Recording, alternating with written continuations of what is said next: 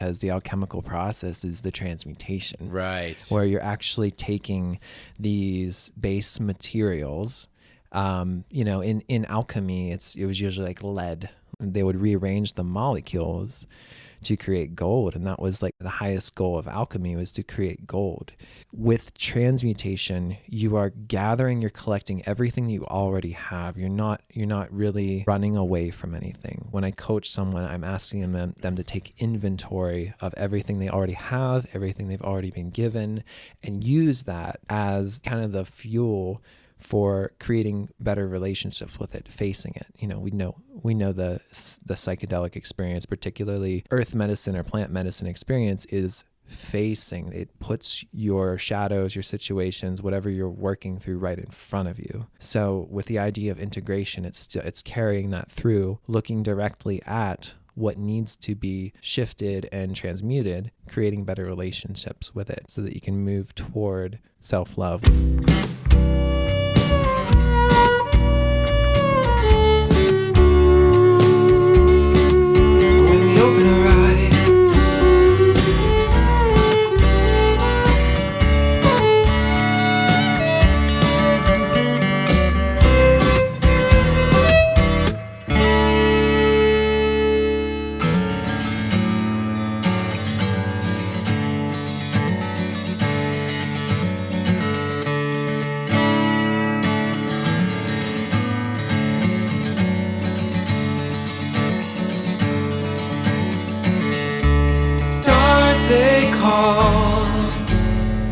Quiet down, listen up, hear them all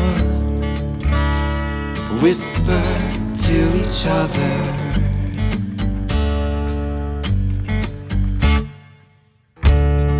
We all left to right, Main to Wall Street, connected to each other.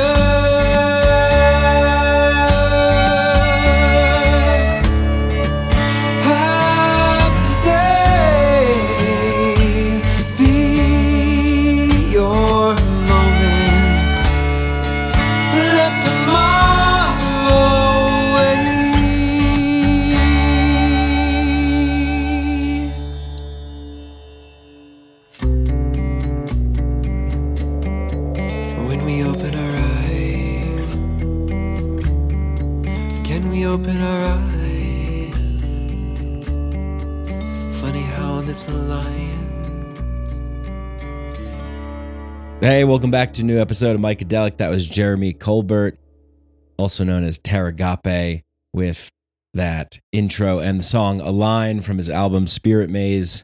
Jeremy's a good friend who I first met when I did a panel for TAM Integration. I forget, one of their summits, and Jeremy was in this cool like virtual landscape, and we met up there, me, him, and Michael Phillip from Third Eye Drops. And then I saw him again at my retreat that I hosted with Bill Burns called Permission at the end of August. And Jeremy kind of showed up at the last minute. What a great addition. As you'll hear in this conversation, Jeremy's an awesome guy. And as Taragápe, J Taragápe, he makes some amazing music. So stick around for the outro as well, where he'll play us out with some sweet sounds of the hand pan on his album Spirit Maze. It's the song is called Spirit Maze at the end, and the album is there, and all the links are in the show notes, show description. So connect with Jeremy.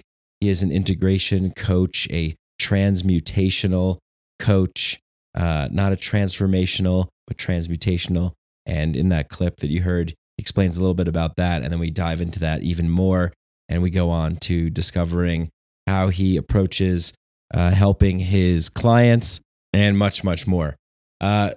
So got a new sponsor for the show, Wave Block. Very excited, very happy about having this sponsorship. I can't wait to get the stickers. There's stickers that you could put over your AirPods and your phone, and they help protect you against EMF, electromagnetic frequencies, radiation.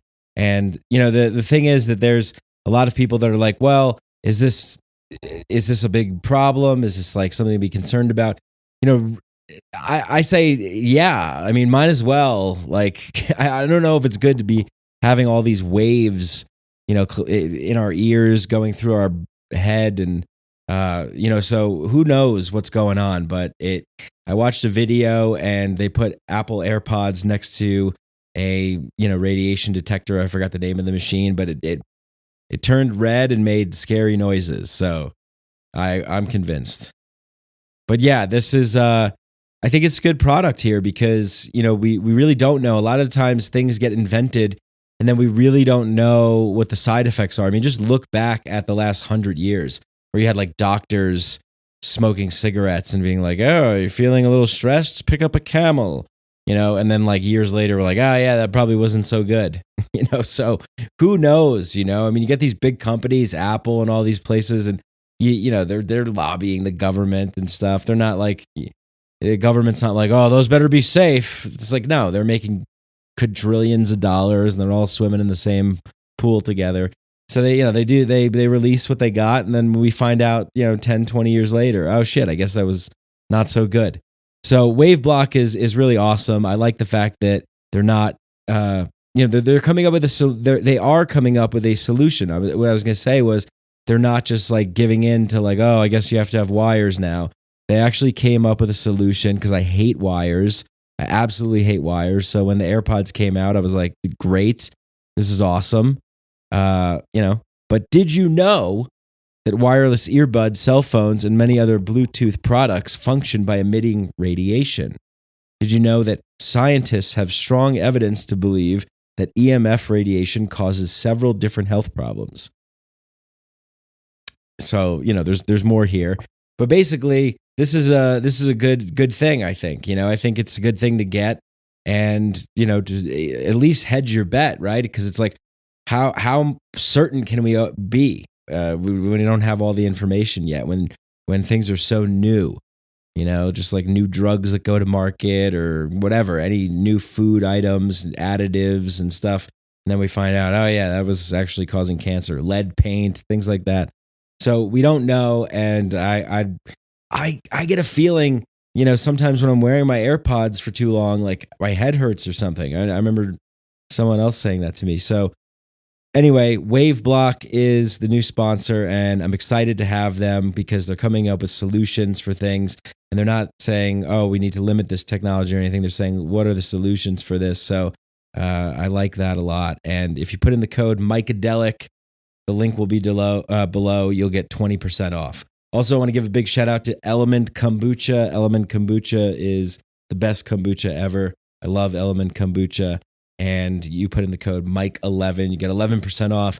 It's just the best tasting kombucha made with really interesting flavors, natural, pure ingredients, and they're brewing it to get all the best out of the plants in terms of health benefits, good gut bacteria, and amazing flavors. I love the Mountain Oolong. It's my favorite. So get that. It's the fizziness quality to it is what really is appealing to me, because sometimes you open up a kombucha and it's just like, oh, I'm just drinking gas bubbles. But this is smooth with a nice fizz. So it's my top tier, number one, my favorite kombucha, Element Kombucha, promo code Mike11. For Wave Block, the promo code is Micadelic. And yeah, we got a retreat coming up. I was talking about the permission retreat that Jeremy attended. Bill Burns and I and the tribe of brothers are hosting a Primal Masculine Winter Solstice journey in Boulder, Colorado. We're going to be drumming. We're going to be in a teepee with fire. We're on 60 acres of land in beautiful Boulder in the mountains. And we are going to be connecting and releasing what doesn't serve us, and surrendering to sacred medicine to take us forward into the new year with all of our best qualities, being empowered, feeling good, and offering our gifts to the world.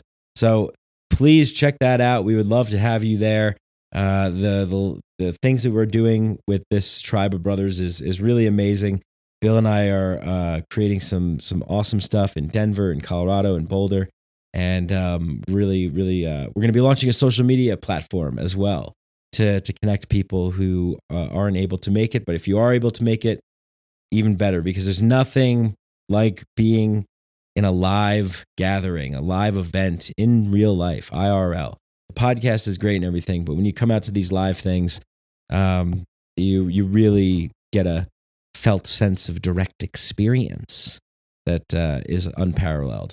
So thank you to everybody that leaves 5-star ratings and reviews. That's the best way to help promote this show and get these conversations in front of more eyeballs. It helps the algorithms. So if you leave a 5-star rating and review in Apple Podcasts, it helps tremendously. Also, consider joining the Patreon. If you join the Patreon, you don't have to hear any of this. Ad-free episodes on Patreon release the day that I record them. So you get early access, you get ad-free episodes, you get bonus episodes. Dosadelic is coming back, so we're going to be getting silly with Dosadelic, and that's going to be really fun. I'm looking forward to that. And so and then you get the Inner Sanctum Discord chat where people are connecting from all around the world. So yeah, big shout out to all the recent patrons, David, Ariana, who else? Other people. Big shout out to you guys. Eric, Richard, appreciate you guys all. And go over to patreon.com/Mike Brank and sign up for $5 a month, and you get access to all that stuff. And you don't have to hear these ads. You get ad-free episodes and release the day that I record them. So I got 3 up there right now. I have a video podcast with East Forest, so check that out. Patreon.com/Mike Brank. All the links for everything that you're going to want to find out about to get involved with is going to be in the show notes, show description. And you're going to want, this is why I'm talking about these things, because they're things that we could all be interested in, and just bring them to your attention. So that is how I look at these intros. They're things that I care about, I'm passionate about, I want to see grow. I want to build more of a community. I'd love to have you guys come out to stuff and get involved and just support the podcast, and then get some cool stuff from the sponsors that are also helping keep this show afloat. And without further ado, I think we'll get into this conversation with my good friend, J Taragápe.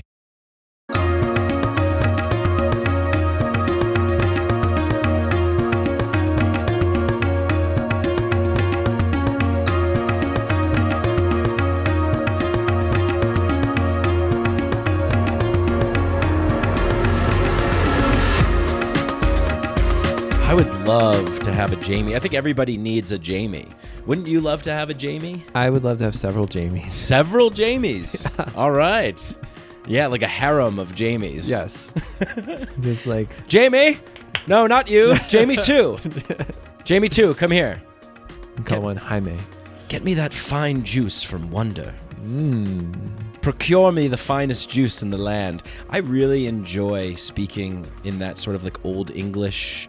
Game of Thrones-esque type of talk. You're so good at it too. It's fun. It is fun. I'm the type of person where I try to embody that voice, and it always just comes out slightly awkward. Where people are like, what accent are you actually trying to? And I'm like, I don't know, but it feels good. All right, let's try it out. I'll go and then you go. Okay. Pardon, hear ye, all in the land. Sire, what? Indeed, do tell more. I must have the Taragápe on the loudspeakers in the castle. Taragápe has arrived. Hear ye, hear ye. Yeah. Not too bad. Not too bad. That's great. More practice. I think that we've gotten language has maybe devolved a little bit in one Absolutely. way. Yeah, right? Yeah, absolutely. It's like if we could verbalize emojis, we probably would. Yeah, I saw a meme one time that said like we're not, it's not regressing, we're just going back to the ancient ways, and it was like hieroglyphics on the wall. Yes. You know, and I thought, well, that's nice. Silver lining and everything. Yeah, it makes us feel good about our incessant use of emojis. That's what matters. Yes, it makes us feel good. Yeah. I'm trying to get a lot more intentional with my language. Yeah, me too. It's like every time I come across a word that someone else says and I'm like, that word, there's such an essence to it. Why is that not in my vocabulary? And then I'll like try to practice using it in like future conversations to like remember it. It's kind of like we were talking about remembering someone's name and just repeating it. Yeah. You have to repeat it multiple times in order to actually get it. I think it's the same with that type of like vocabulary. Yes. To utilize it. That's right. I need to do that because I'm like a intellectual hoarder. So I have like tabs on my computer that's like definitions, read later. I just store them like I'm going to go and check again, and I like never do. Oh, yeah, the tabs. Just 20 tabs at a time. You know, a word that came across my radar that I've been using often in this last couple weeks is compersion. Are you familiar with compersion? I am. Yeah. Tell me again, though. I please. love this word, and it's the idea of being happy for someone else's happiness. Yes. And I think that's something that has been really important for me, because one of my shadows that I've been realizing is envy. So compersion is kind of the antidote to envy. Oh, so you convert envy to compersion. Yes. Compersion. Indeed. Yeah. I love that. Yeah, that's a tough one. You know, I actually first heard of it when I had a brief spout of polyamory. And I was like, wow, this is very challenging. Like, you know, like I understand intellectually the concept that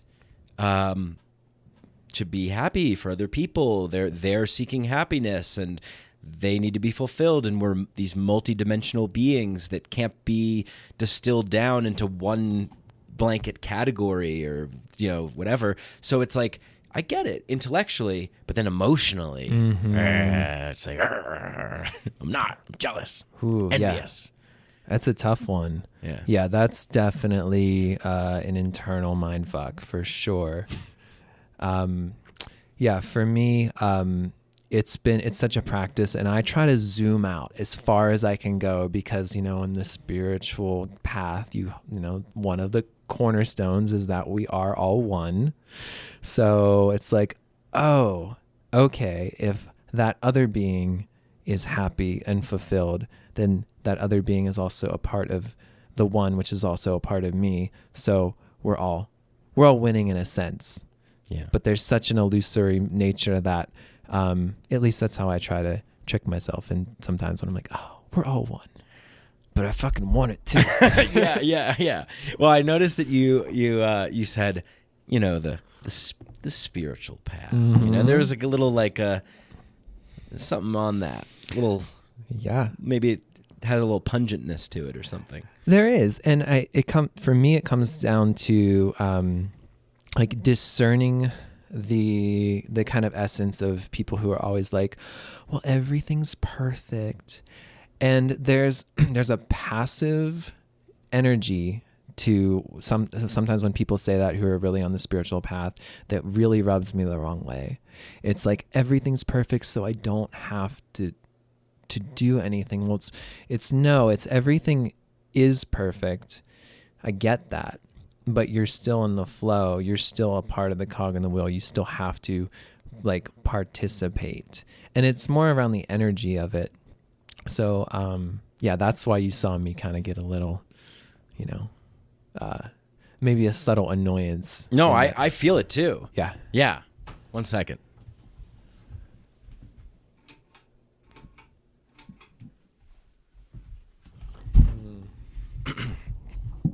I feel it too. I feel that too. It's a strange area to be in because, like you were saying, well, yes, I mean, we all are one. So it's almost like, well, look, put in the math equation. See, it makes sense. Mm-hmm. But then it's like, yeah, but why am I feeling all this conflict and feeling all this like bitterness or envy, jealousy, or, you know, the darker shadow parts that we all have? And it's so complex. Right. And you know this being an integration coach, right? Like, I mean, going through your own integration and then coaching people. What's that like? Oh, yeah, that's a great topic. Well, the biggest thing that I've noticed in stepping into the role of integration coach is the accountability for my own integration.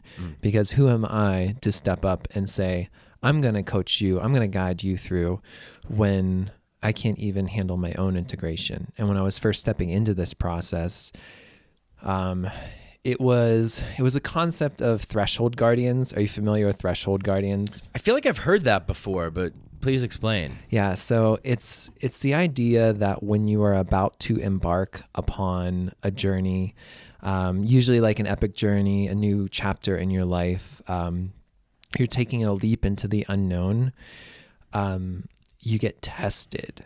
And it's like you're crossing a threshold into a new area of life, a new journey. And there are all these guardians that pop up that kind of like have the essence of like, are you sure? Are you sure you're ready?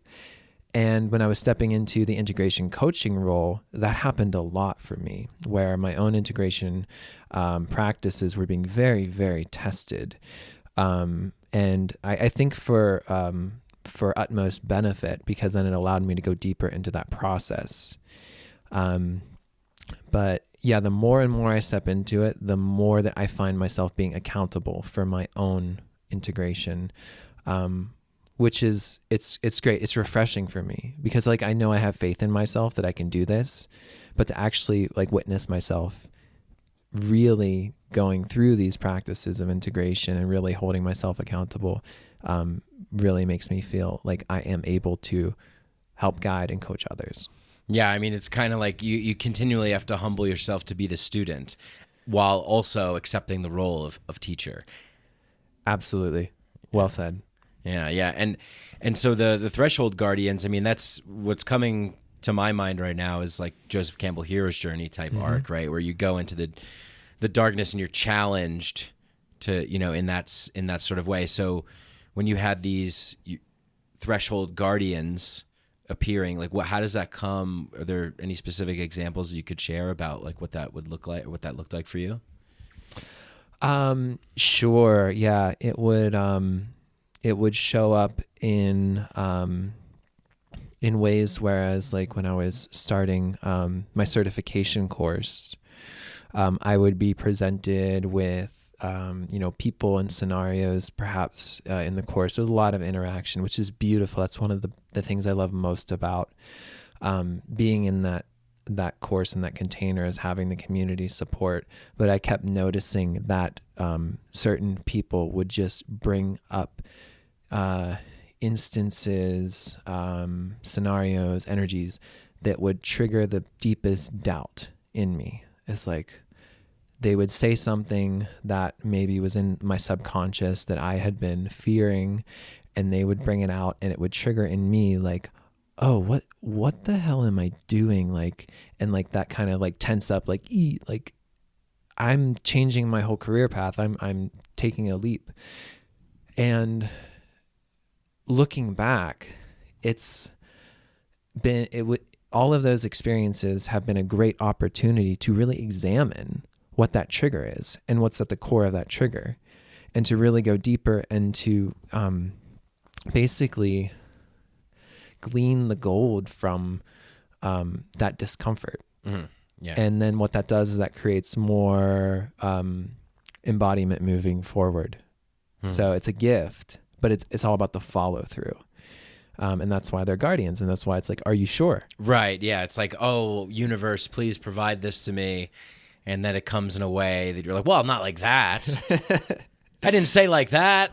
Yeah, I wanted it to arrive like a nice little comfy, cozy bed that I can snuggle up in. I wanted it to arrive in Amazon Prime delivery box right on my doorstep. Why is it on fire and burning me?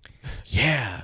Well, in my experience, I'm sure you can relate to this, that oftentimes when we embark on these paths, that it's like, oh, here it comes all at once. Yes. Yes. When it rains, it pours. And yeah, it's overwhelming. Yeah. It's overwhelming. And it's also like, are you sure you can handle this?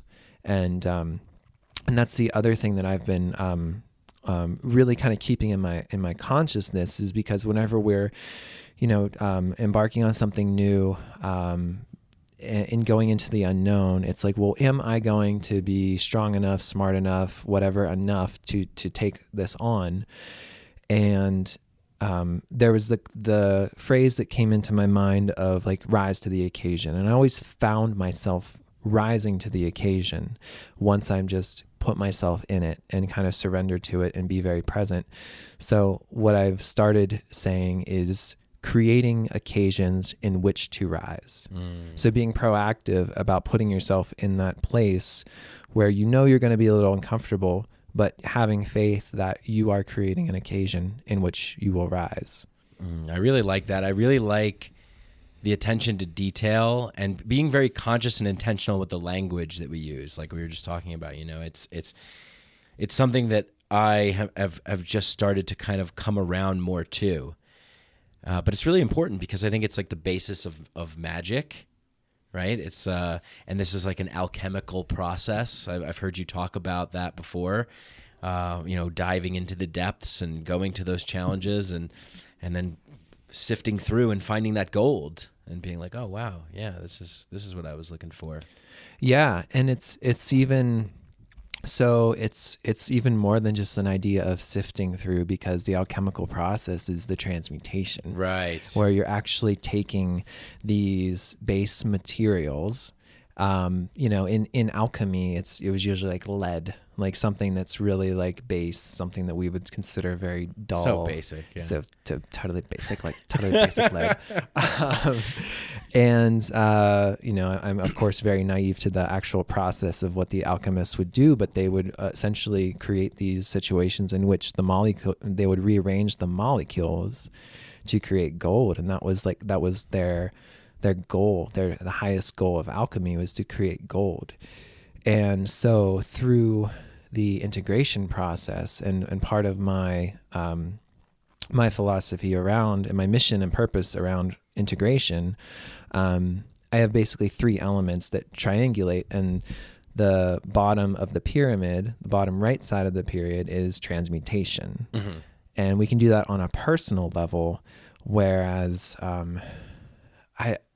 and nothing against like the word transformation, but I really lock in more to the idea of transmutation, because I feel like with transmutation, you are gathering, you're collecting everything that you already have. You're not really running away from anything. When I coach someone, I'm asking them to take inventory of everything they already have, everything they've already been given, and use that as the kind of the fuel for creating better relationships with it, facing it. You know, we know the psychedelic experience, particularly earth medicine or plant medicine experience, is facing. It puts your shadows, your situations, whatever you're working through, right in front of you. So with the idea of integration, it's carrying that through, looking directly at what needs to be shifted and transmuted, creating better relationships with it, so that you can move toward self-love, which is the other bottom part of the triangle. Okay, yeah. Self-love, transmutation. Yes. Now we're going to the top. The top is the guiding force of nature. The guiding force of nature. Yes. Yes. And I can guess what that means, but let's hear it from the man himself here. Well, let me talk a little bit about self-love first, and then we'll go to the top of the triangle. Okay. So transmutation is the masculine element of the triangle. It's the do, it's the process, it's the action oriented. So we're actively working on rearranging the relationships with ourself and maybe with other relationships in our life. Then when you have the other side, which is self-love, which is more of the feminine. It's receptive, it's the be. And with self-love,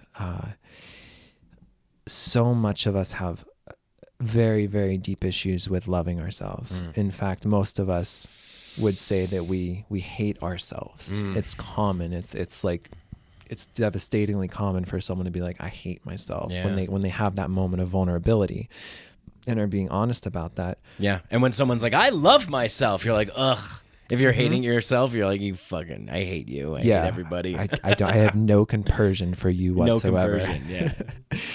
I've been there. Yeah, we all have.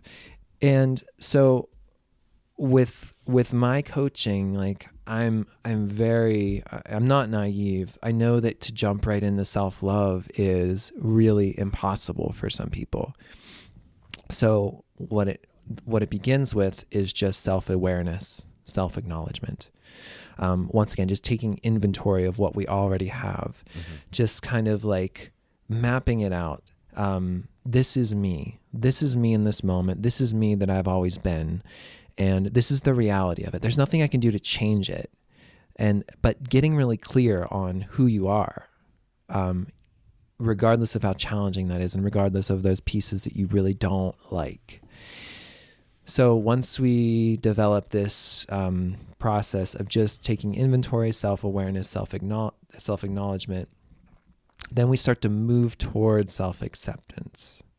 So self-acceptance is, it takes some effort. It takes some maybe pushing you out of your comfort zone, but to realize that after you've taken inventory of yourself, that there's nothing you can do to change that. It is who you are.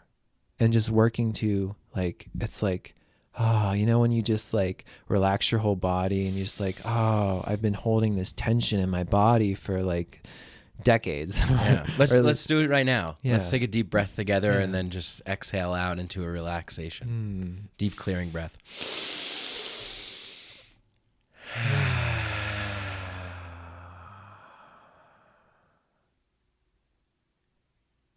Yeah. There it is. Accepting the body for what it is. Yeah. And so we work with that. And I use that word work a lot. It's also like we play too. We play. We experiment. Yeah. Yeah. We're getting ourselves to a place where it's like, okay, I accept who I am. I get it. I can't change it. And once we establish more of that acceptance, then is when you can kind of lean more towards self-love. And self-love is, it's a little self-explanatory, but I think the part that people have trouble with is loving the parts of themselves that they don't love. And there's a lot of deep diving that we can go into with that. A lot of strategies that we can use, whether it's, internal family systems, parts work, reparenting, all of these ways to look at our personality in certain ways where we can shift and start to change that perspective toward loving. And then once we do find that love within us, that's the pivot place where we can actually change. So these things that we, it's like it's this idea of like our demons, it's like if you like push against and fight against a demon, well, the demon's going to like come around the back door and just like trick you from behind and like come back with more force or ferocity. If you like sort to acknowledge, accept, lean into almost like an honoring, and that's also part of this. It's like an honoring of what you have. Then you realize that, these demons, they just want to be acknowledged. They just want to be like, okay. And this is, you see me. Yeah. And then that's when you can change your relationship with it. So we work on that with ourselves and different aspects of ourselves, working toward love. So you can change, but you can't change before you've gone through the process of acceptance and self-love. From my perspective, yes, and I think you can. And I'm getting the image of like, you're like a house, like in your building, and you know that there are parts of the foundation that are a little shoddy, and you know that really you got to dig down in and you got to like kind of tear that out and build that up again. But you just keep building on top and just have this like blind faith that like, it's okay. It's going to hold. It's going to be good. Right. And the more you build on it, the more you realize that the foundation is shaky. So that's the image that I get when you ask that question is like, well, no, it's like you need to really establish that foundation. And the way to do it is go in there with a magnifying glass and face it. Right. So accept, face, hey, this is the lumber that I have. This is the concrete that I have. This is what I'm working with here. So, and then I can build. Yeah. Go in there. I got all the tools. I got all the equipment. See what I'm working with. Clean it out. Then I can start building on top of it. Yeah, exactly. And so going toward the top of the triangle, it's the guiding force of nature. And, of course, the easiest, way to look at this in regard to the idea of earth medicines. And by the way, I use the term earth medicines just because I love fungi. Yes. And fungi are not plants. Right. And so if you hear me say earth medicine, it means plant medicine, but it includes, it's an homage to the fungi. I think I might have gotten that from you because I started saying it because I was like, oh yeah, that's brilliant. It's brilliant. It encompasses all of the medicines that we work with. Yeah, of the earth. Right. And we are of nature, we are nature. We come from, we have our local source of the sun, and that's of course spinning around the galaxy. But, we are emanating from this giant, ball of life-giving energy. Everything on the earth we're all connected to that. And everything about us, like I like to think about, spiral dynamics and how the solar system kind of moves, how the molecules move, how the flowers and plants grow, and the golden ratio. And like, that's all a part of us. It's a part of the dynamic. We all kind of embody that. Yeah. So for me, working with earth medicines, it's gotten me into more of an alignment with the flow of that energy. And so, utilizing something like psilocybin or ayahuasca or San Pedro, as an earth medicine is a way for us to tune into a different perspective of our energy and be aware of how that's flowing. And then the integration process is, how do we cultivate that when we're not working with an earth medicine? How do we keep that natural flow going? Yeah. So there's always a guiding force of nature. A lot of my integration practices will involve getting into nature, grounding in, getting your feet on the earth. So nature is always the guide, because nature is within and without. Yeah, totally. Yeah, and like as you were talking about the spiral dynamics and the flow, and even the way in which nature, like it's a rhythm. It's almost like a musical arrangement. And you as a musician as well, I feel like that's maybe in alignment to, or I don't know, like do you see it that way? Like almost like that there's like, let's get in tune with the rhythm here. Absolutely. It is so good. And rhythm and frequency, and they're both these amazing elements that I find the more I tune into, and I'm very blessed that I've been on the music path, which has been one of my greatest teachers in this life, is being on the music path. The more I tune into that, the more I notice how the frequencies in which I am resonating at will show up in the world. Even down to like, there will be like a song playing, or there'll be a song in my head, or something will go on, and there will be this external sound in the world that will be perfectly in harmony or perfectly in unison with it, or a rhythm that happens that will perfectly line up. And it's easy to kind of just like dismiss that as like, oh yeah, that was just like, cause my consciousness was there and tuned in, but it happens so often that every time it does, I just give a little like silent high five to the universe. And that's kind of like a practical way of I see it. But I take the lens of music and frequency and harmony and apply it to everything. I really do.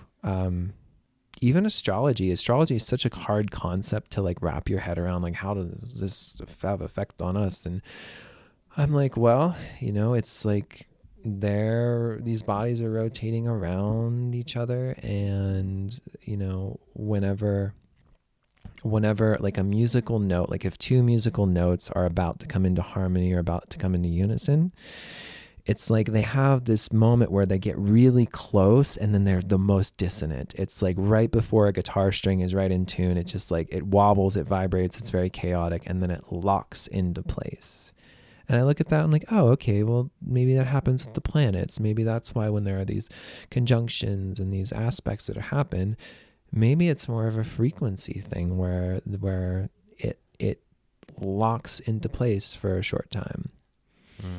So yeah, I view so much through the lens of music and frequency and rhythm. Yeah. And there's so much, how do I want to say it? I guess like,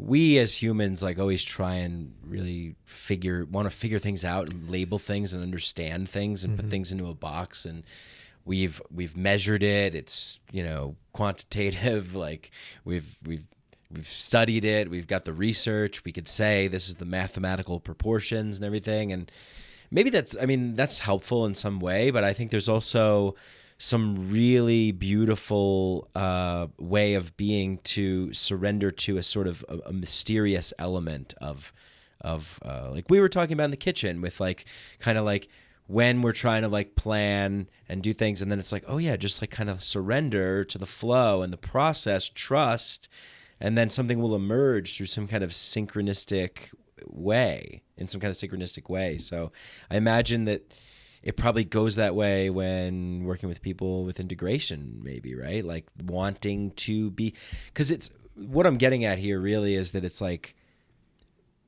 a lot of people on this path are seeking. And at what point, like there's a balance, there's a harmony of being the seeker, but also not knowing as well. Yes. You know what I'm getting at? Like it's like that balance of wanting to know, wanting to achieve, wanting to strive, wanting to accomplish, but also surrendering to the flow of the process at the same time. Yes, absolutely. What that really brings up in me is this dynamic of masculine and feminine energy. And, we are inundated in a culture that is not only has historically been very masculine heavy in the way that the culture operates. And if you want to take that a step further, it's also working in like an undeveloped version or a negative polarity version of masculinity, which what some people would call toxic masculinity. Yeah. So there's a lot to kind of be very dissecting about it, but when it comes down to is everything in our life has this flow of masculine and feminine. We all have it within us. We see it in the world. And I think the mystery is more of that feminine energy. A lot of people don't realize, but like feminine is dark. Like if you look at the yin and the yang, like feminine is the black. Right. Yeah. Like the chaos, the unorganized swirling. Exactly. Yeah. And that's not to put a negative connotation on it, because you need chaos. You need that mystery, that darkness. Right. You think about the moon at night. The moon is the feminine and the sun is the masculine, and they're perfectly the same exact size. And every so often they line up and click, and it's this beautiful, frequency of alignment. But in our day-to-day or in our spiritual seeking, it's really easy for us, because of the way that we've been conditioned, to focus so much more on the doing and the seeking and the going out and the action. And what we were talking about was like, in that surrender, when we just allow, sometimes the best things happen in our lives, that things kind of like, it's like magnetized. Like you sit back and you magnetize. I actually just wrote a song about it this summer, and the line is allow action to rise, never forcing it. And they dance back and forth. So getting an idea of how that works in your own life, of how you can seek, you can go out, but then give yourself a contraction period where you go within, you meditate, you allow things to come, to receive. Yeah. So that's kind of like the work right there too, is like finding that balance. I think of do you ever watch the show Curb Your Enthusiasm with Larry David? Not too. I mean, I know of it. I'm not too familiar with it though. So it's a great show, and I guess it was like a very popular show. I don't know if they're still doing it anymore, but essentially what I'm getting at here is that the way that they have run the show, the way the show is organized, is Larry David, the creator, basically creates a skeleton of like things that happen. We go to the store, then I go to the house, then this happens, like you come in, this actor comes in, this actress comes in. There's no dialogue written. It's all improv. So it's like this perfect balance of having just enough of a container to hold what can then emerge, just like you were just saying, right? Like with, And honestly, like that's how I view so much of this. That's how I view music. That's how I view integration coaching. So think about music, like especially like a good jam band. Mm-hmm. Like in order for that soloist to get out there and flow his or her heart out, you have the band that creates this beautiful structure, this container that they are locked in, that it is arranged in a way to support a musician, or if it's multiple musicians, whoever is improvising, to have that masculine container in which to flow. And that's the dynamic. And with integration coaching, that's also what I'm creating, or what integration coach, any good coach does, is they create a masculine container or structure, so that a flow can happen. Even like with an athlete, like when they get into the flow state, it's because they've created so much of a structure so that they can flow within it. And, in regard to integration coaching, it's the idea of, I can allow, like my body soften, like my body's softening again in this moment. It's like, I can allow myself to be vulnerable. I can allow myself to cry. I can allow myself to get angry. I can allow all of these things to come up because I feel safe and I feel held. Yeah. Yeah, I sometimes just get a little down thinking that we don't have that as like a standard. That it's not, that our world isn't set up in that way, where like if you're at the grocery store or something and something just hits you and you're getting emotional, and it's not like, we don't have that in the mainstream mass consciousness. The mainstream mass consciousness is to think, oh my God, there's something wrong with that person, or are you okay? Do you need help? Or so, yeah, it's like, that's my dream, I guess. That's my goal, is to bring more of this to the mainstream, to like have more safe spaces, more spaces where we feel that we can really truly be ourselves.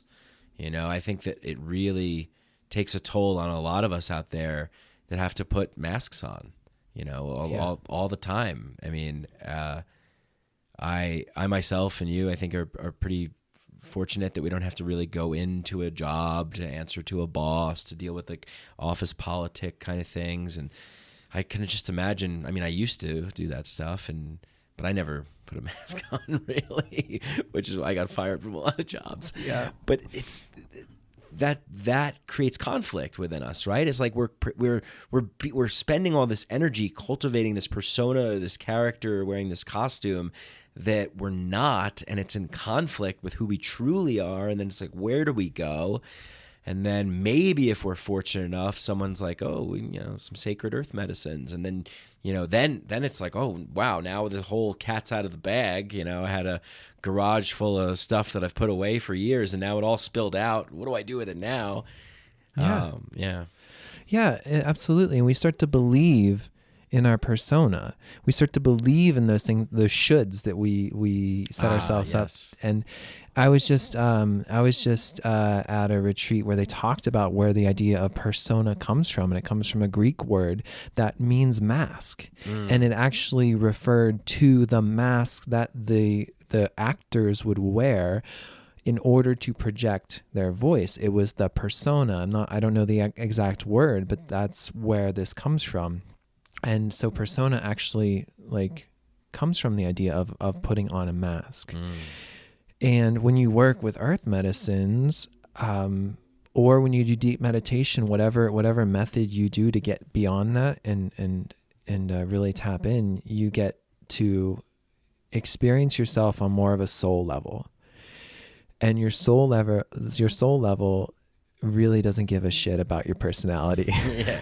In fact, it probably sits back and kind of chuckles at it with this like unbearable compassion. And because, believe what you will, but I feel like the soul is eternal. I feel like that there is this ongoing process that happens. And from that perspective, when you start to kind of integrate that idea into your life, which takes a long time to do, and I work on it all the time, it's like I find myself getting trapped into my personality and all the little things and all the neuroses and everything. But then there's this deep, subtle, like the still small voice within that starts to kind of get a little more present more and more as you realize that. And then once you do that, you start to see people. I feel like I'm channeling Ram Dass in this moment, and it's like you start to see people as other souls. You see beyond the personality, the persona. So it's creating that relationship within yourself, and then starting to realize that, oh, there's another soul in you and in everyone I interact with, and to just kind of like pierce through the persona. And I know he started this by being like, I'm getting a little down and I feel you and I want that too. But like, I also am a little excited at the same time because I feel the shift and I feel like these opportunities are happening. And I feel like people are more able to tap into that aspect. So yeah. Yeah, totally. Yeah.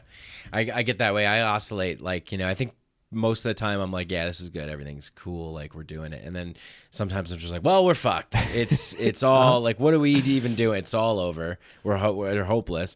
Usually that attitude comes when I spend a little bit too much time, doom scrolling on social media, which I've vastly improved. I have not been doing that so much, but even just going in for a little bit, one of the things I think about often is how much unnecessary sales pitching and ad slogans and influencer stuff that we're exposed to, whether we think it affects us or not. I think just simply taking it in, seeing it, scrolling, seeing things. Oh, what's this? Because then I think that can start to like, that then globs onto you in a way where it's like, oh no, here's a little bit of like, you're not good enough. Oh, here's a little bit of like, you're not thin enough, or you're not fit enough, or whatever. And it's like, oh, I wasn't thinking that. I didn't want that. But just the exposure to it, it's like letting it in a little bit. So. Oh my gosh, yeah. I haven't had a TV in like a dozen years. Yeah, like, me too. Yeah. It's the best. But every time I'm exposed to a TV, especially the commercials, my nervous system is fried. Yeah. It's like this is what is normal for so many people, and I'm like shaking because it's because it's so quick and it's so like the music and it's so loud and it's just trying to grab your attention and tell you that you need to buy the thing that you don't have so that you can be fulfilled, and you will be happy when you have the thing that you get and you buy and you're still not fulfilled, so you need another thing. Yeah. Do you have an infinite abyss inside of your soul? Do you have a dark black well that dives deep into the infinite repository of eternity, the depths of your condition? Are you suffering from existential paralysis and nihilism? Yeah, I do. Take this pill. Tell me. Oh my gosh. Yes, I resonate. Yeah, it is wild. I'm so glad you brought that up because it's like an aggressive like invasion or like an attack. Like I view it as a almost like an initiation of aggression, like being made. Like it's very hostile. It feels, even when it's like cheerful, like everyone's going to McDonald's to get diabetes. Like, it's like, no, this is like really bad. Like that's some of the most eerie stuff is when it's masked in like, no, we're doing good for you. But it is so strange, just the colors and the tone. And there's this feeling of like, who's buying this? But I guess, you know, like the same. I haven't had a TV in like more than a decade. Like I haven't been exposed to those. People often ask me like, yeah, you know, like that commercial you see, and I'm like, I don't know what you're talking about. Yeah. But I imagine, I know for a fact that it influences people's perception of the world. It right? does.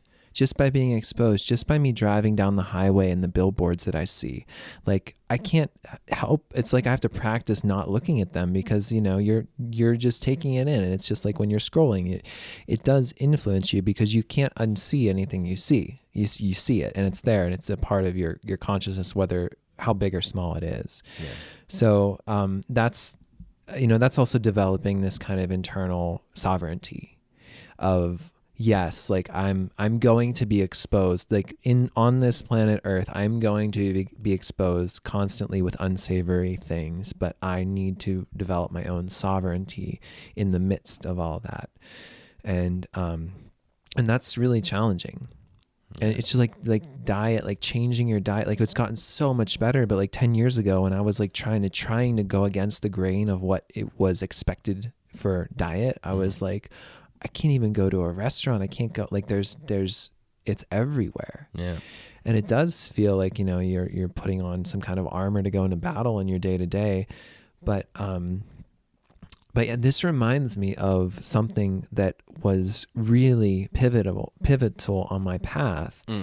And when I was like 15 years old and my brother was probably 16 or 17, I remember sitting on the couch at home watching TV, and this cute little cartoon commercial came on, and it was like, do you just have a hopelessness in your day? Do you feel like you aren't motivated to do the things? Do you feel down? Do you feel depressed? And I don't even know what the commercial was. I think it was for probably Zoloft or something. But I remember at the end of that commercial, my brother and I both looked at each other and were like, I feel like that's it. Like, that's it. I'm depressed. Like, this is the answer. Like, I feel that. And of course, it's brilliant because it's a cartoon, and so we had the conversation. We talked to our parents. We both went in to see a doctor. And 10 minutes in the doctor's office, just describing some symptoms that every single human fucking being has. Yeah. They were like, okay, yeah, you're depressed. Here's the prescription. And I know I'm not alone on this. I know so many people have had that experience. But for me, going on and having that experience of being on an SSRI at such a young age was really, it gave me a lot of motivation to continue this work with earth medicines, with natural remedies. I was finding myself, my emotions were tunneled.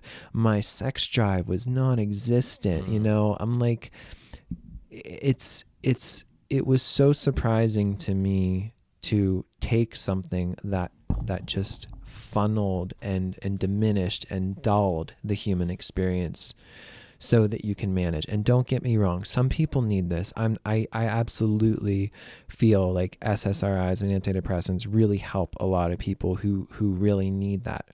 Well, I heard that like they're not supposed to be long term. Exactly. That you're supposed to use it to really get out of a deep hole that you tried a lot of things or it's just not working. You use it to like a ladder to get out of a hole or something, and then you kind of like wean off. Right, like that's what I heard. It's that supposed would be to great. Be like, yeah, that would be great. Yeah, but as we know, people fall into their comforts and their crutches, and that's what it becomes. Right. And so, and there's so much more I could say about that. And I vowed, actually, to wrap up that part of my experience. I was on it for like maybe a year or so, and then went off it. When I got to college, I had a counselor who kind of convinced me to go back on it. And it was this really weird experience where like the nurse's office were like giving out like free coupons for antidepressants. Oh my God, like so dystopian. Here's your script. And I was handed these 2 prescriptions, and I was resisting this. I wasn't very present in the moment, but I'm like, I'm going to do it. And I remember going to get my prescription filled. And what I didn't know is I handed them they were different, and there was like a 30 milligram and a 60 milligram, and I handed them a 60 milligram, which was the one I was supposed to like build up to.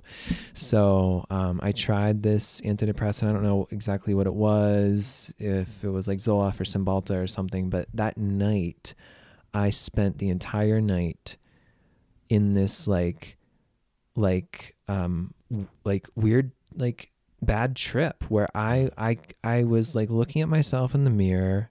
I was like almost like, where am I? Like like I was wide-eyed. There were no thoughts. There were no like emotions. My jaw was clenched. I felt like I wasn't home, and I was up until 5 a.m. I couldn't sleep, and that was it. I vowed. I'm like, no, I'm not ever doing this.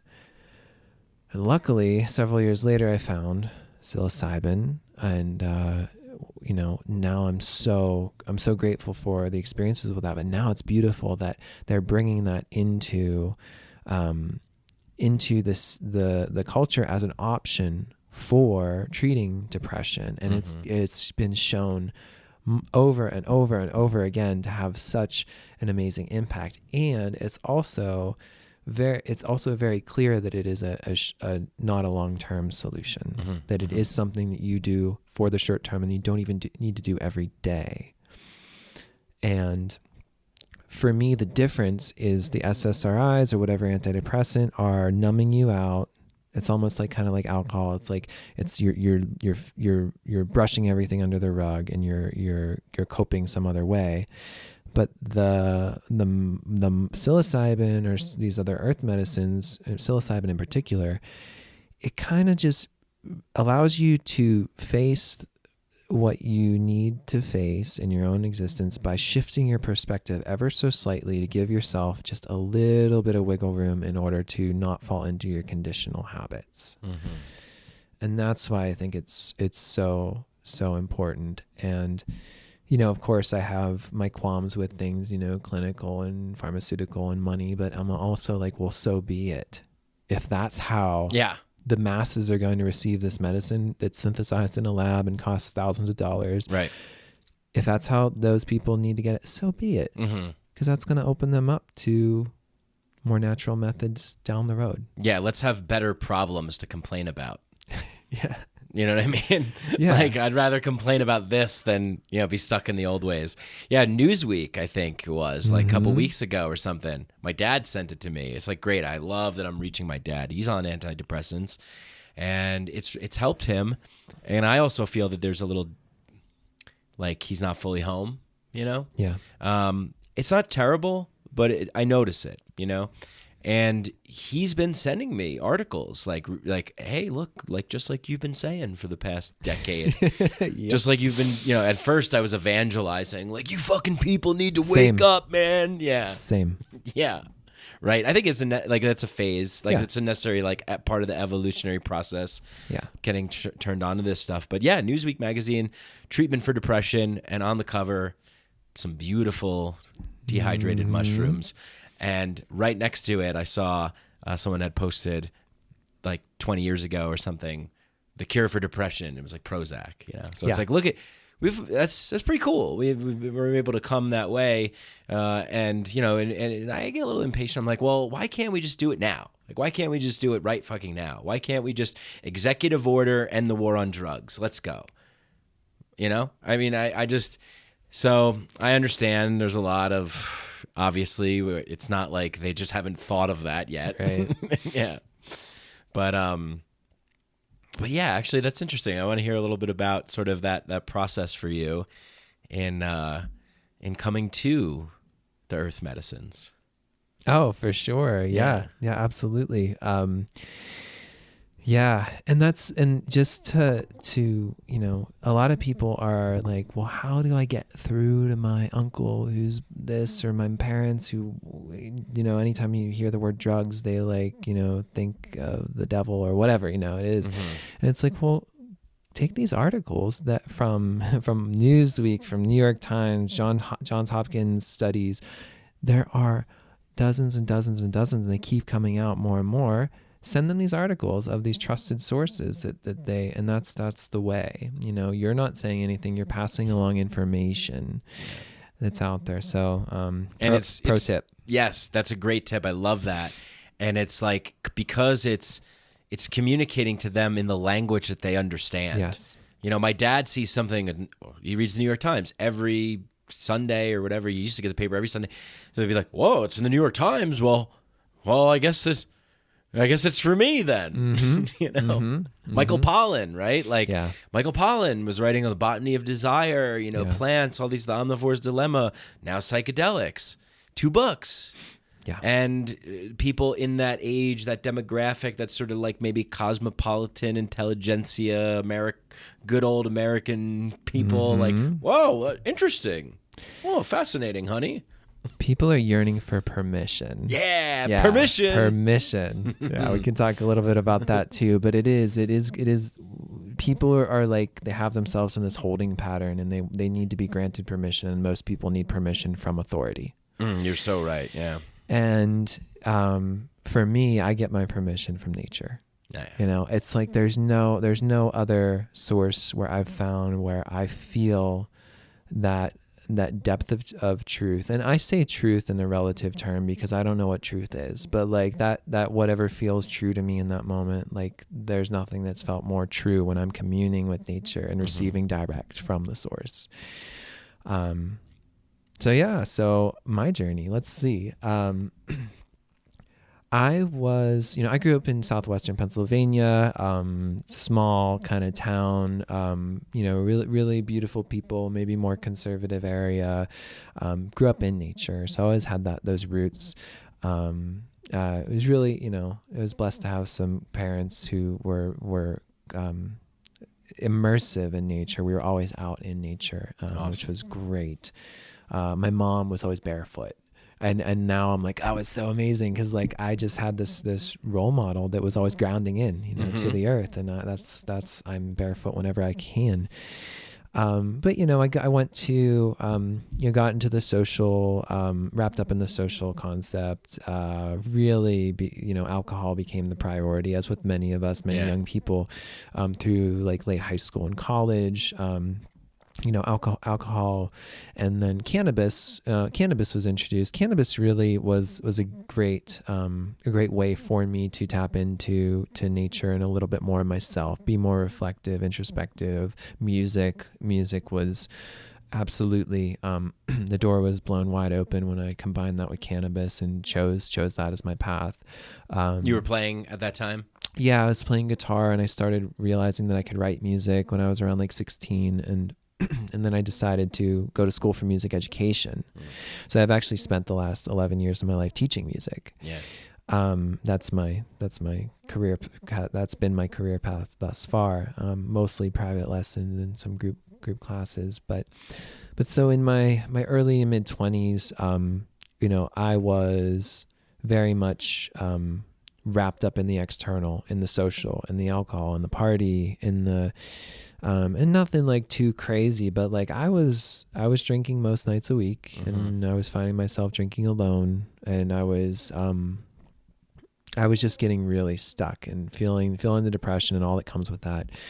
And I had a friend of mine who he had psilocybin, but he also introduced me to, which I was always afraid to do psilocybin. I had that fear around it, like, oh, I'm gonna see shit, I'm gonna like go crazy, and the propaganda remnants. But he had gone to Peru.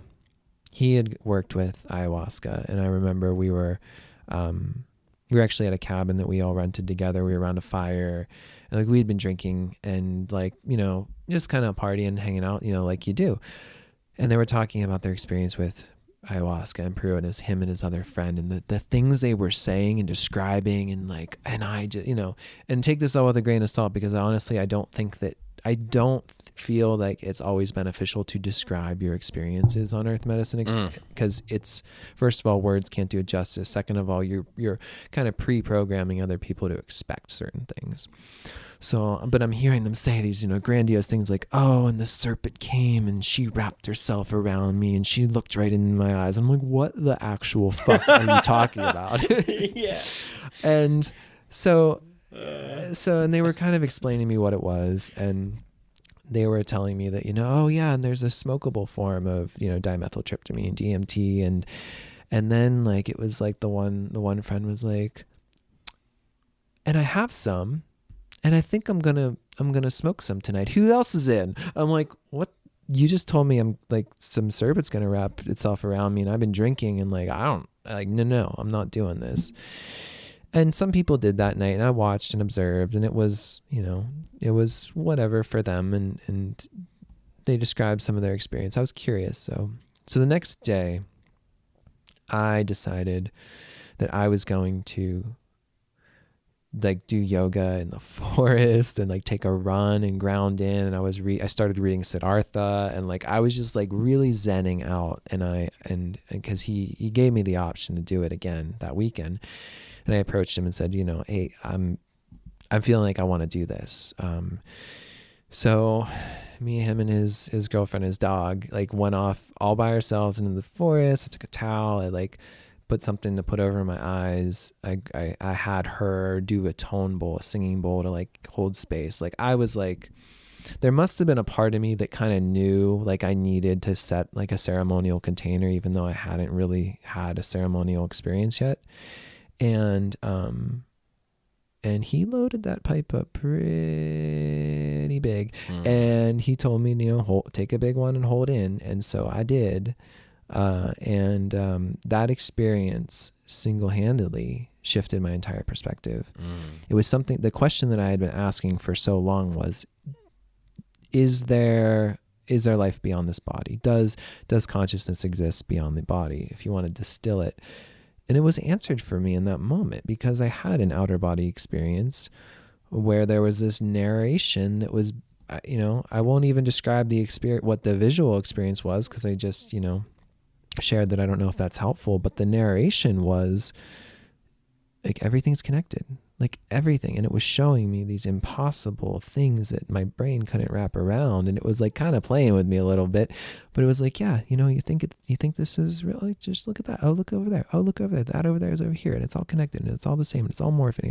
And it's eternal. And I'm like, what the Yeah. So came back from that. The leaves were sacred geometric figures. They were all arranged. Each one was perfectly geometric. They were arranged in perfect geometric figures. I'm still in it. And I thought that I was like kidnapped into a different dimension. Like I'm like, I fucking like, I did it. I like sold my soul. Like, what is this? And came down from it and was like, what was that? And pointed behind me, like to the ground. And I'm like, where did I go? What was this? And so, as amazing as that experience was, and as it answered a question for me, and as profound as it was, I had no integration. I had no support. I mean, I had the friends, but I didn't even talk to them because I was so confused. And I spent 6 months like thinking about it every day.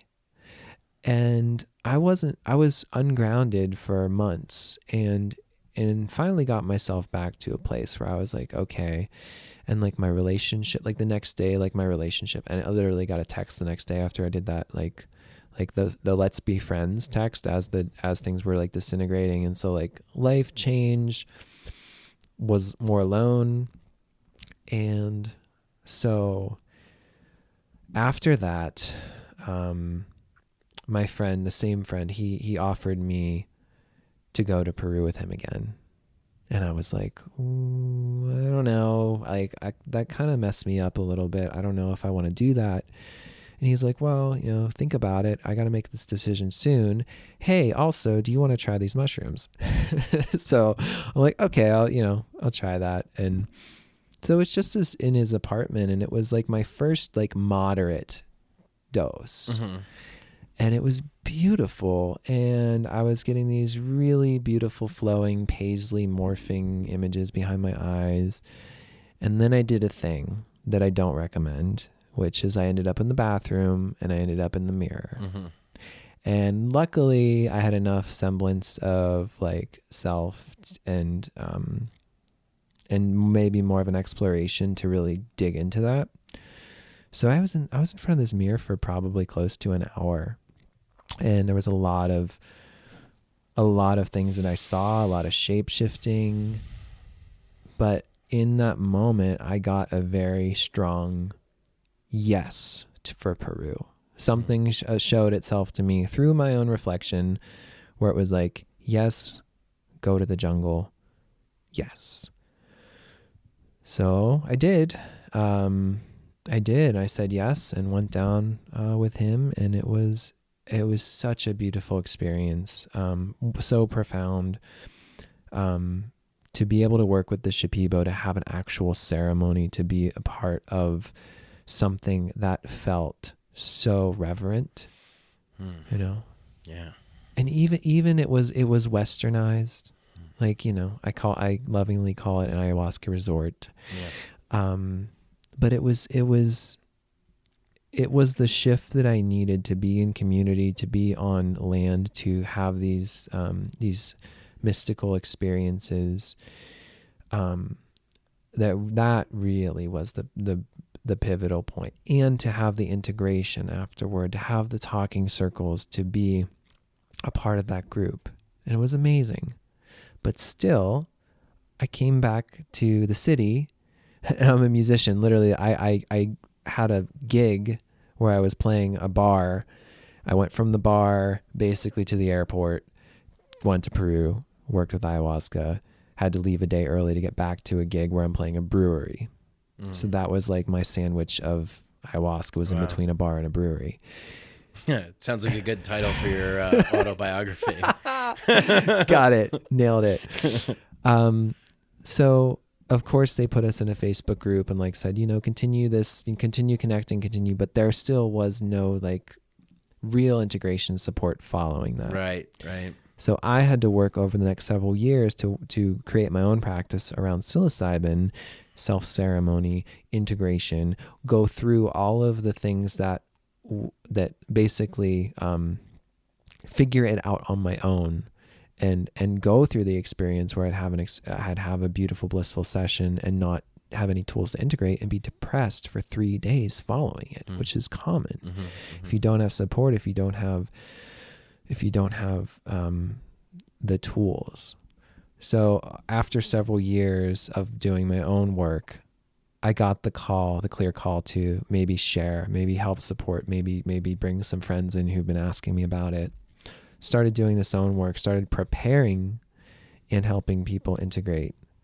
And then just kind of naturally how it flowed, realized that this work was actually happening in the world, and kind of followed the breadcrumbs. Much thanks to a mutual friend of ours, Beth Weinstein, who kind of connected some pieces for me. And so realizing this work was being done, and then, and COVID really created the shift and the introspection to create the change. And so I've just gone for it. And now I've made the shift. I'm no longer teaching music, and I'm stepping into supporting others in this path. Wow. Yeah. Awesome. Yeah. Thanks for sharing that, the story of your journey there. It's like so much of it, I can relate to so much too, it is so crucial. The integration is everything. It's like if we're not, the environment isn't going to help us, that we're coming back into. It's so it is a little rough in a sense that it is on us, and I just wish that I'm glad we're doing this podcast. It's like things like this podcast, or like even now you can go on YouTube, or there's like more mainstream things that are coming online that like, hey, yeah, this is okay. Like there's things out there, there's ways, because it's so crucial. It's just like, we have these peak experiences. We're in these beautiful locations. It's so profound. It's so magical. Oh my God, the synchronicity is just swirling about, and everyone's, breakthroughs, and I'm going to change. And And then, I don't know, you get back to your like apartment or your home and Yeah. your house and your friends, and they all have the same scripts for you of the person that you were before, you know, your parents or your family. It's get looped in a conversation. I always think of this like Dave Chappelle joke where he's like, you know, you ever talk a certain way, you don't even talk like that. Like someone's like, hey, how you doing? You're like, fine, how are you? It's like, well, I don't even talk like that. You know, it's like All we're the just time. programmed in these like scripts that other people have for us, but then we're going and we're changing. Yeah, and I think this is great because like as you've had this experience, right? Like it would be weird if like you're like, yeah, I'm an integration coach, never done psychedelics before, but or like I don't know, you know, I haven't had these experiences. Like you've had some maybe dark night of the soul type experiences, lost experiences, depressive experiences. Like I feel like, and then moving through that is a very helpful that for serving others. Would you think so? It is, absolutely. Yeah. There's the transmutation right there. It's going through. And when I was speaking with Beth on her podcast, she said, she's like, I would never work with a coach who hasn't like hit rock bottom. I wouldn't work with someone who hasn't been through that dark night of the soul. Right. And I think that's where the gold is. That's the transmutation. Like you find the gold. We're so afraid of the dark. We're so conditioned to be all light. And that's such a dangerous thing because we see it manifest in our world, like these you know, these preachers or these who claim to not have any darkness, and then their darkness that they completely deny manifests, bubbles up, creates something that is far, far worse than if they would have just like accepted themselves and been like, okay, I have darkness. Yes, this is a part of me. Let's, as we talked earlier, like let's kind of befriend our demons a little bit so that they're not trying to sabotage us, and that they're actually like cohabitating and actually probably serving us in a way that's going to create more expansion and growth. So and it comes back to that balance, the masculine, feminine, the dark, the light. If you're into, and you can go the opposite direction, you can get way too enamored in the dark. But it is that, you know, that's something that I've learned also from these experiences. Cause you know, we talk about, we're kind of like, oh yeah, like you're in this experience where like everything's blissful and the synchronicities are flowing. And yes, absolutely that happens. But you've also been in the experience where you feel like you're having one of the most challenging moments of your life. You don't have a semblance of self. You're losing grasp on your reality. You think that you have like somehow lost, you're never going to come back. And you have this deep fear in the middle of these experiences too. You can have these challenging experiences. So, you know, anyone who's listening who hasn't tried it, like, no, it's not all bliss. Actually, you know, it's both. But some of the greatest transmutations happen from going through those challenging, going into that dark place, because there's always, it's you know, we talked about the hero's journey. Yeah. The dissension process is probably the most important part. Yeah. Yeah. Yeah. It's so fascinating too, just as I'm stepping up more of a leader and, you know, offering men's circles and experiences in that space and stuff, like there's always like, I think I was like reluctant for a while to like even cast myself in the role of leader, mainly because of what you just alluded to is like, you know, there's, and you had mentioned before too, where people need an authority figure to give them permission. And then also there's this feeling that you get, like, if you're talking about like, hey, like we're going to change the world, like we're going to be better, like you're going to be better, you're going to be the best. People want to hear that. They see it coming from an authority figure who's cast himself as a leader. Now there's this feedback loop going on of like the people feed that person then has the choice to say, well, no, not exactly. It's more like this. Or a lot of times glom onto that and yes, give me the power, give me the stage, give me the light, give me the money, give me the things. And then, you know, I mean, we've seen it, I guess, with like all kinds of like cults that have emerged and things like that. But this is the tricky part. This is like the spiritual materialism, spiritual bypassing. Like everything can be converted to our ego's use, as Cho Young Trungpa says, even spirituality. And so it's like you get into this realm and you're like, great, yeah, mushrooms, I'm healed or whatever. And, you know, and then it's like, oh shit, I didn't realize I just entered a labyrinth of like 27,000 trapdoors. I need someone to like help me here, or, you know, guide a flashlight and say, oh yeah, watch out for that one. That's like, oh, that's the demon portal trash compactor. Be careful in there. They're going to eat your ass. Like, you know.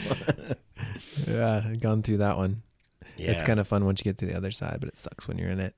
Yeah, my two biggest like dark experiences are usually like, oh, I totally broke my own consciousness, my brain, like I'm psychotic now. I'm a madman who's going to be like throwing his feces at like people that are eating Thanksgiving dinner and like, you know, and like, and then the other one is, oh my God, I feel so much of like what I've done to my body and like what my body is, and it's like moving and bubbling and like, blah, blah, blah, blah, blah. And I'm just this like disgusting, like hairy, smelly little glob of human skin and meat. And look, what is this? Yeah.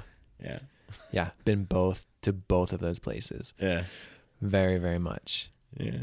And, you know, you can glean gold from both of them. Like, you know, it's the contrast of like, and the empathy of being like, oh my gosh, I thought I was going off the deep end.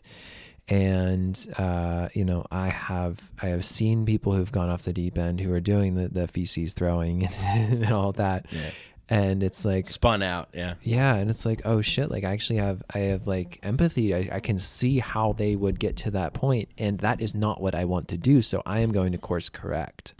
And you know, and I think that's gold. And then with the body thing, oh man, just nothing has gotten me in tune with my body. You know, the two things that really have was yoga, and particularly hot yoga, because I'm literally sweating things out that I've eaten. I'm like, oh my gosh, I'm feeling this. I'm going to change my diet. Or being in an earth medicine experience and being like, I don't like the way that this feels. And if you can take that and be like, well, how can I create a better relationship with my body so that I feel better, then there's the gold. And so for me, like I've developed a daily practice of stretching and light exercise, and my diet's been clean very much in part to earth medicine experiences, because I've gone through that. And then it's better. It's like that guiding force of nature I was talking about. You kind of get yourself more in the flow. Then you allow your vessel to be more of a channel when you are opening your energy up in those experiences where you're communing with earth medicines, which sort of expand the dimensionality of our being a little bit, the frequency range. Yeah. But you kind of have to go through that, though. Like I've worked with people. I've worked with people who come out of experiences and they're like, that was awful. It was awful. It was so awful. But then they're like, but I'm so glad I did it because of this, because of what they experienced. And a lot of time it is that body, especially psilocybin. You have this nauseous, this like, and there are ways to diminish that and prevent that. And a lot of it has to do with diet and maybe fasting and just like making sure you take care of your body prior, but you can't avoid it completely. It's a part of the process. But yeah, contrast is what is, so many people don't realize that contrast is like the biggest catalyst for growth. To experience what you don't want so that you know what you want.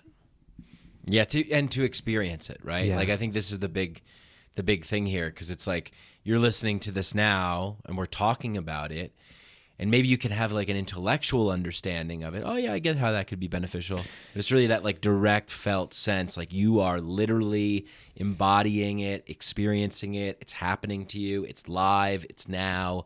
You're feeling it on like every cell of your body, your being, right? Yeah. Yes. And that's also, we talk about challenging experiences, but it's also the mystical. And that is one of the most,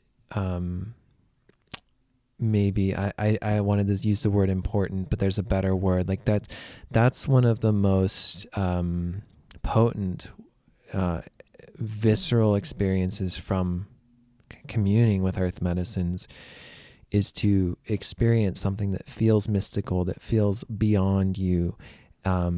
Even the Johns Hopkins studies, so that where they're showing that clinically and in these controlled environments where people are transcending beyond the self, and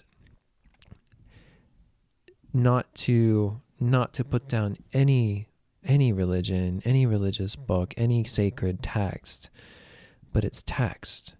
Yeah. You know, it's if you can go out into nature and have some kind of visceral experience, it's the same thing that you're talking about. It's like, oh, okay, now the text makes more sense to me because I've experienced it, or now I interpret it in a different way, or I don't take it so literally, or yeah, just whatever it is. But for me, going through those experiences,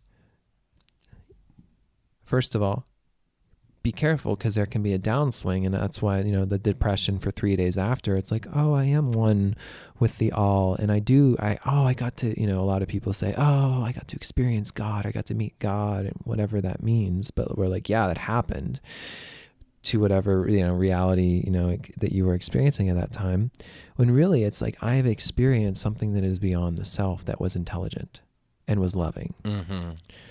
And for that to happen, I think that is something that really will alleviate a lot of suffering, because then you have that experience. But also, as I said, be careful. Make sure you have support around it. Make sure you don't grasp onto it. Or the other thing is like, oh, I got to go back. I got to do another 7 grams of mushrooms to get that. I got to do it next week. I got to do it next weekend. And then you become, you don't actually, it's, you know, you keep picking up the phone, you know, as we, you know, when you get the message, hang up the phone.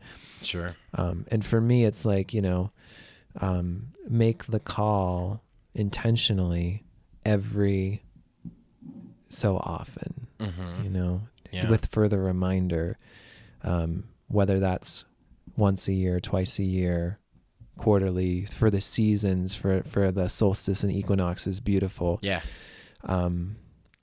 It's like check in, recharge, reconnect, remember, and then carry that with you in your life. Right. Yeah, that's the most important part, right? Because like after those, oh man, I've had so many just blissful, beautiful experiences, you know, where you're just like, oh, like that intelligence that is beyond the confinement of any labeling intelligence that we can identify, but it's this felt like intelligence, this felt sense of like, wow, that's powerful. This non-dual experience, transcendent experiences, beautiful, blissful, euphoric experiences, connected experiences. And then, yeah, really making sure that you have a support system after that, really making sure that you're going back into the world and that you're able to take that in, because you could also go another way, which is the way of, you know, kind of what we were alluding to, or what you alluded to before, with like the spiritual, you know, because it's like, oh no, don't like bring your bad vibes over here. Like I'm elevating on a Good different vibes plane only. of consciousness. Good vibes only. None of that nasty shit. Like get out of my way. Don't you know who I am? Like I've transcended the ego. My ego is so much smaller than your ego. And like I'm so much more like you know.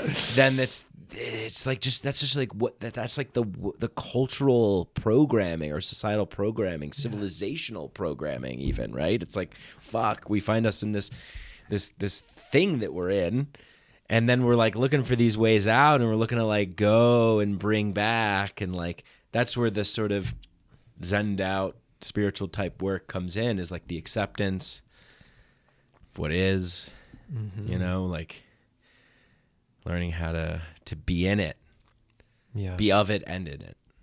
Yeah, exactly. For me, I know, you know, I'm I'm a Libra. I'm all about balance, and I know that I'll talk about it a lot, and I do believe in it a lot, and I feel as though I like the Buddhist principle of the middle way. Yeah.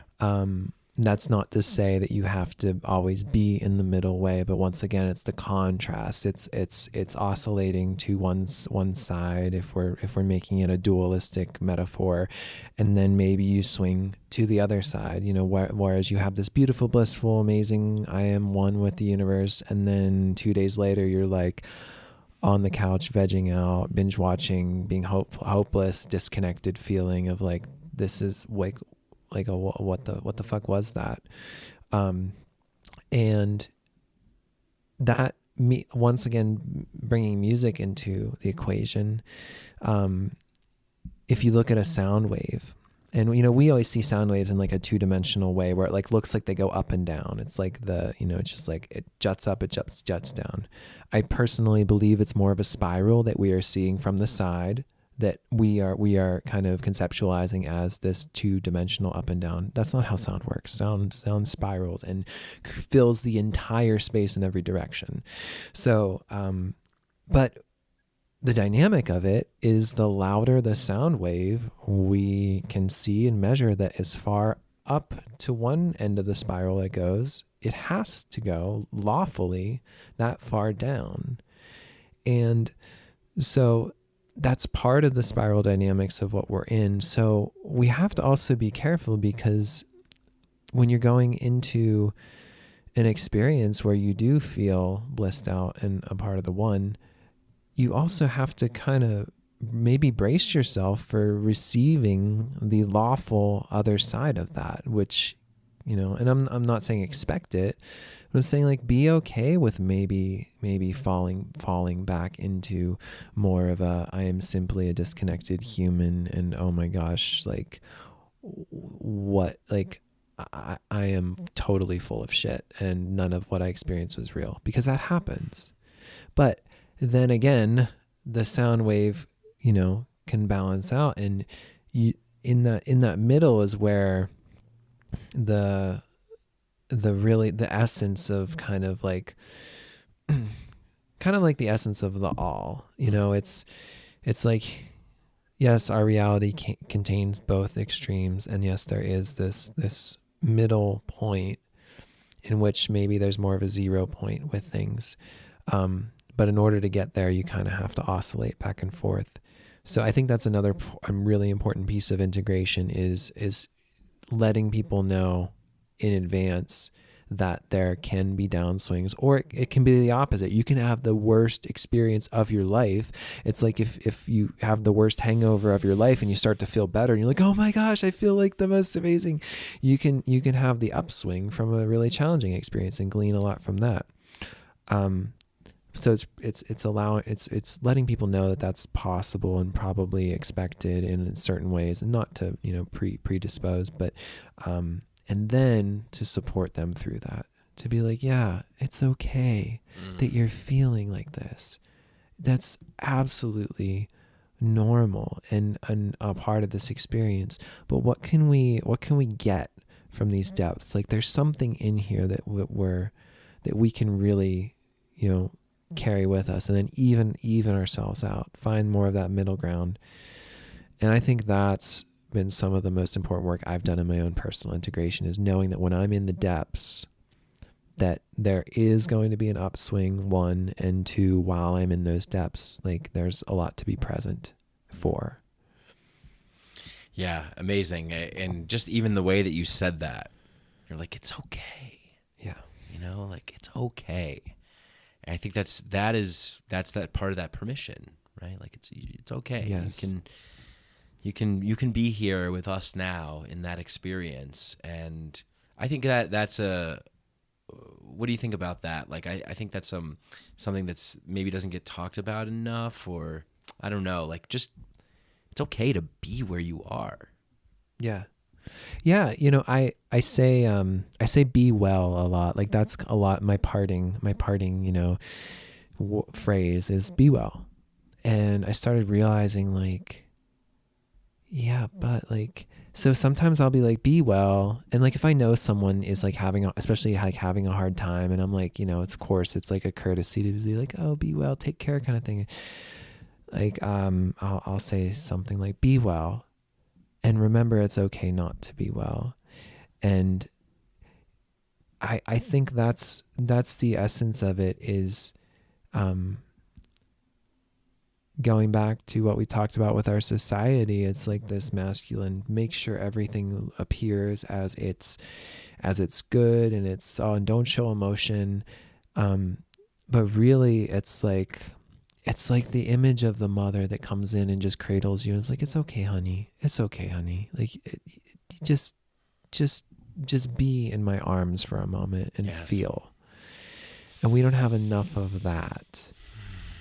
And of course, too much of that is also not serving. Right. But once again, it's that middle.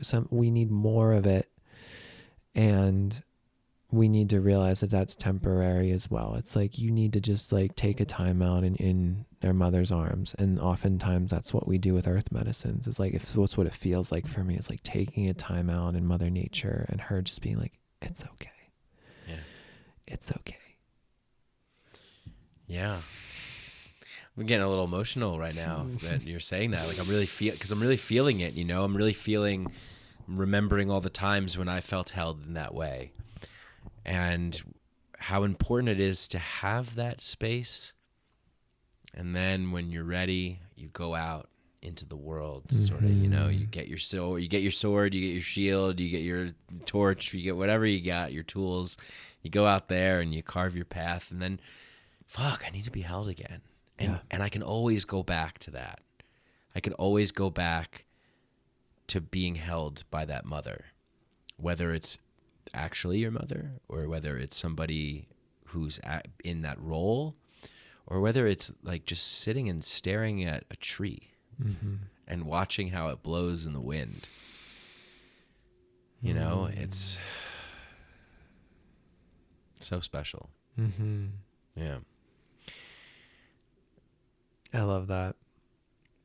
I love you, man. Yeah, you're great. You're a gift. You're really a gift. And we didn't really get into like your music per se so much, but I'm hoping we could play a couple tracks on the podcast of your choosing.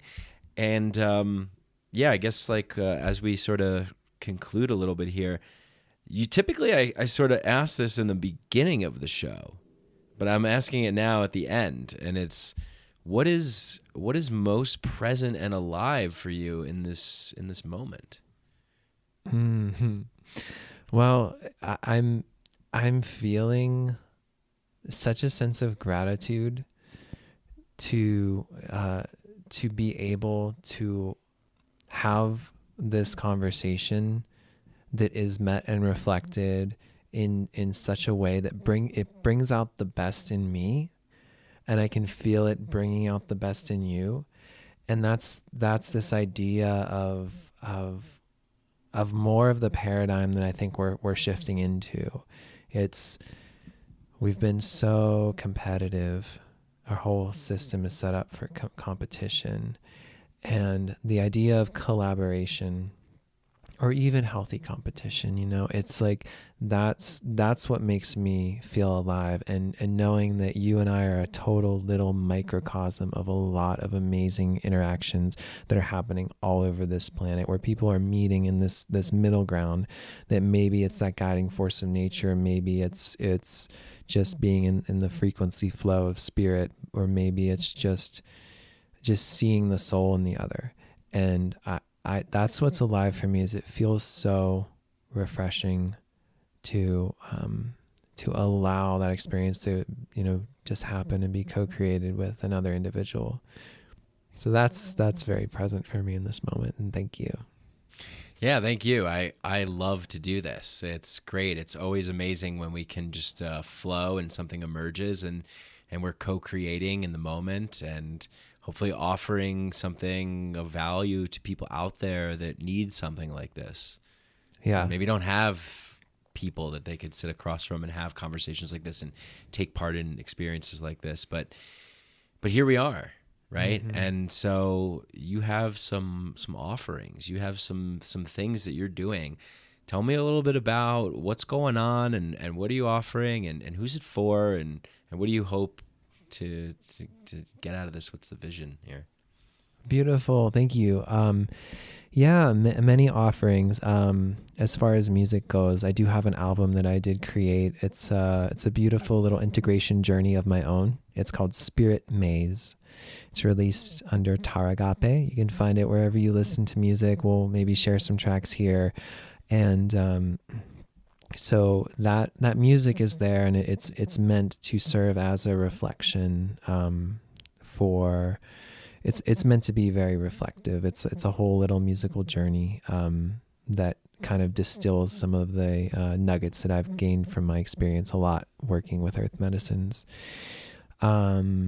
There's some, there's going to be more music to come, and it's going to be more intentional, more of a space holding role, and I'm going to continue that. I'm not exactly sure how that's going to look, but keep on the lookout. It's good to connect with me on Instagram, Taragápe, Tara as in the goddess of compassion, agape as in universal love, and it's overlap, Taragape.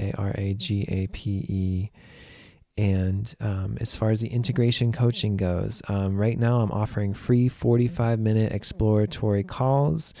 You can find the link by reaching out to me, or maybe we I'll can put include it in the show notes. Yeah, perfect. There will be a link in the show notes.